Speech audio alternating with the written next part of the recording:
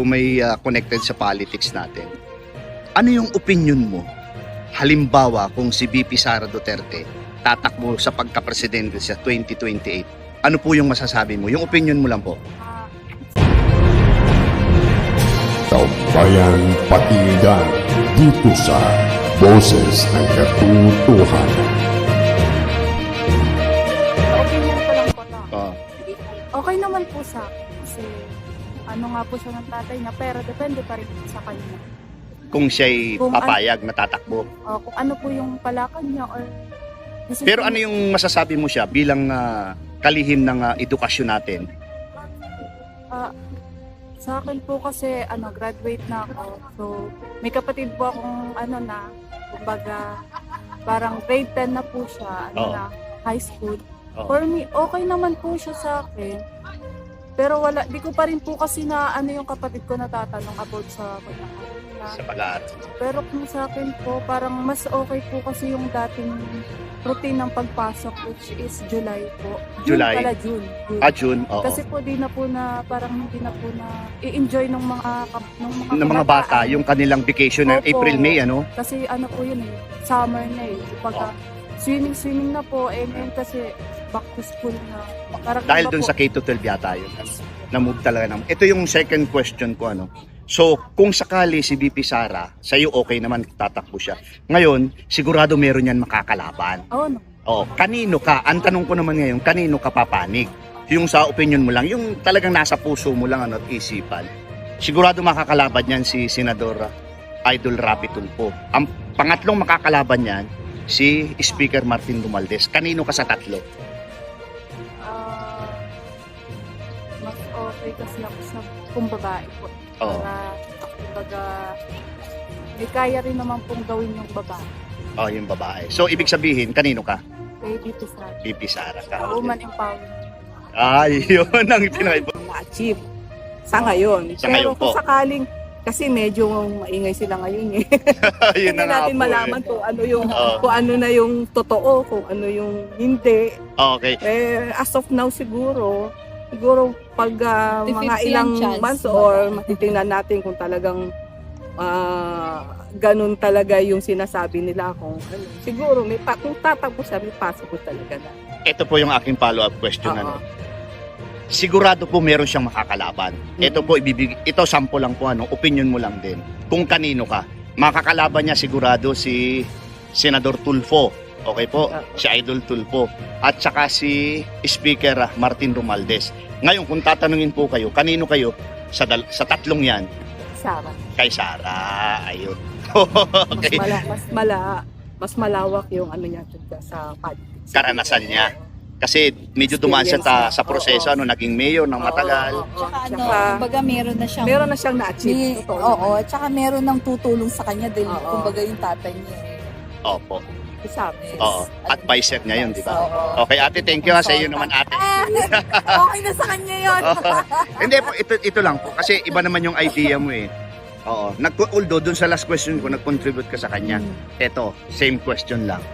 Kung si Sara Duterte po ay tatakbo sa 2028, ano yung opinion mo? Ano yung masasabi mo? Kasi parang 50-50 pa rin ang chance 50-50. Kumbaga hindi pa ganun ewan ko lang hindi pa Ngayon. ako ganun Katiwala.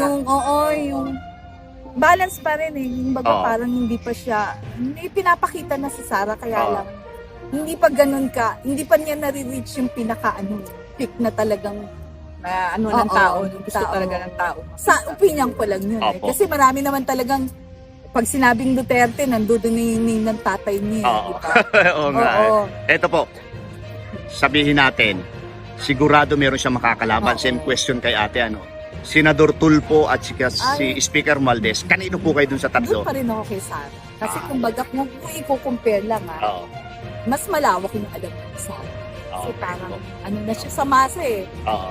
Kumbaga, exposed na pa rin Exposed na siya. Lalo na yung pagiging mayor niya, matagal, di ba? Oo. Marami Sana na rin pa siya rin. napatunayan. Marami na. Oo nga. Okay, well, sa inyo pong dalawa, maraming salamat ha. Okay, thank you. Kung sakali lang natatakbo si VP Sara sa pagka-presidente sa 2028, ano po yung opinion mo at ano yung masasabi mo? Yung tungkol sa pamumuno, yung pag siya itatakbo. Oo.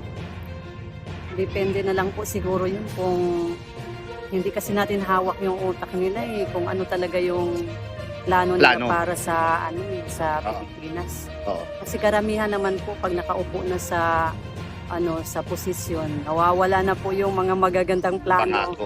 Pero kung follow-up question po, kung tatakbo nga talaga si VP Sara sa 2028 sa pagka-presidente, pabor po ba kayo?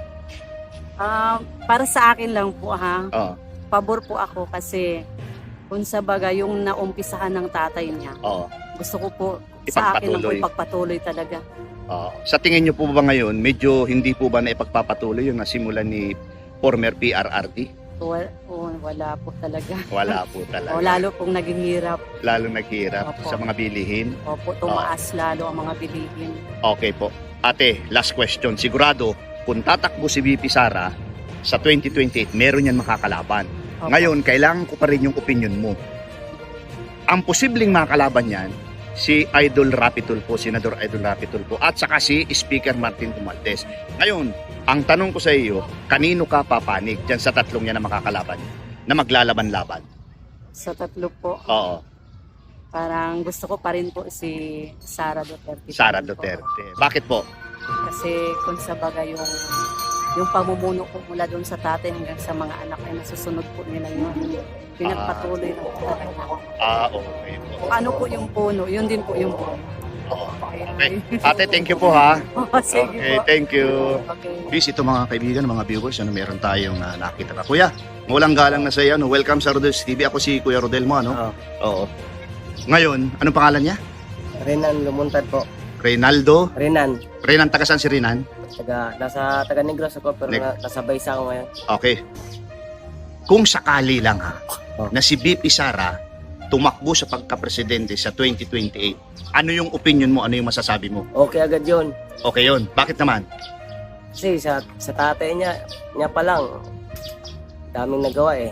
Ang dami Sa mga nagawa. Duterte. Oo. Siyempre, yung tatay at anak, parehas na naman siguro yun. Pareho ng nasa Oo. isip, ano? O siyempre, susunod sa tatay yun kung anong sabihin ng tatay niya. Oo. Ay ganito yung pangatlong, yung follow-up question ko, Oo. Sigurado merong makakalaban yan. Bibigyan kita ng dalawang posibleng makakalaban yan. Oo. Si Senador Rapi at Tulfo at saka si Speaker Martin Romualdez. Ngayon, ang tanong ko ito, kanino ka? Kay Sara, siyempre.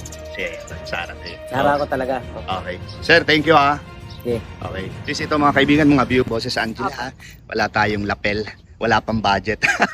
Ito yung tanong ko, ano yung opinion mo at saka yung masasabi mo? Halimbawa, si VP Sara Duterte tumakbo sa pagka-presidente sa 2028. Ano yung opinion mo? Para sa iyo. Para sa akin po, okay din po si Sara Duterte. Mas lalo na po yung nagawa po dati po ng tatay po na halos yung sa drugs po Oo. na nawala po na takot po yung mga tao lumabas. May respeto yung May mga tao. respeto yung mga tao. Gusto ko po yung ganun po yung ganun po ulit. Yung Maibalik. Maibalik po ulit yung Oo. ganun kalakaran po. Kasi po, marami pong rumerespeto po sa mga bawat tao po. Oo. Ganito yung follow-up question ko, So, ibig sabihin, pabor ka, natatakbo Yes, siya, okay. Ito yung second question ko, Sigurado merong makakalaban yan. Yes po. Okay. Bibigyan kita ng dalawang posibleng makakalaban niya dahil matunog din ito. Ang siguradong makakalaban niyan, si Senador Rapi Tulfo. At ang pangatlo na makakalaban niya ay si Speaker Martin Romualdez. Ngayon, ito yung tanong ko, kanino ka sa tatlong yan? Kay Sara Duterte po, syempre. Sige. Kasi subok na po, mas lalo po sa tatay. Talaga. Opo. Okay, thank you po ha. Opo. Mga mahalagang isyu ng bayan ay nangangailangan ng boses ng sambayanan. Ito ang programa na nagbibigay boses sa taong bayan. Ito ang Boses ng Katotohanan.